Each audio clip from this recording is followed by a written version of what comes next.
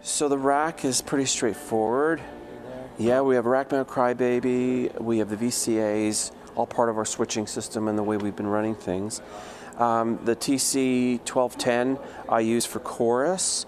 I'm probably going to add a second one for the phasing quality, or else I'm going to stick in a loft. In the loft I used to have years ago, in the early 80s I think, or mid 80s. And that's the Limelight chorus, isn't it? That's the loft is the actual Limelight chorus, and then the G-Force I use 3 and a spare Behringer, a spare Behringer here, but the Behringer mixers that we run into the GCX switchers.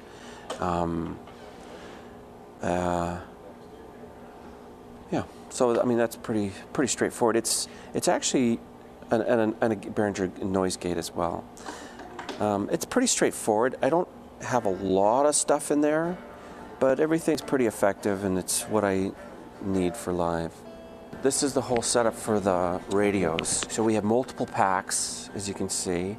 It's an Audio Technica system. Really love it a lot, and Bucky can select whatever radio we want to be on, whatever frequency. We can change the frequencies. We can do everything through a computer rather than actually getting into the units and having to do all that stuff on an individual unit. And then the amps, we're using the Alex Lifeson model,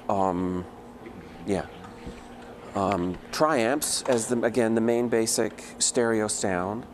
So we run the send-outs into the switching system, 2 different signals, and then it's all done in stereo, and it returns, and then it's mic'd, or it's presented in stereo. What we typically do in our monitors is we add about a 16 millisecond delay so that I can get a left and right, leaving the middle open for vocals and the key drums as well as the bass. Out in the house, Brad maybe uses that same sort of setup for some stuff, or else something a little more straightforward. He has a little freer reign out there than we do in the monitors. And is this the switchblade? These are the switchblades, and there are 2. And what I use them for is mostly for peripheral sounds. So they'll be hard left and right. They'll have different sort of effects. And they'll just create a presence of another instrument.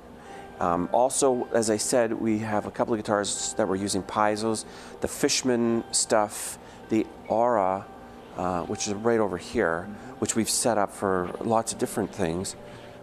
As you can see, we've got a 12-string.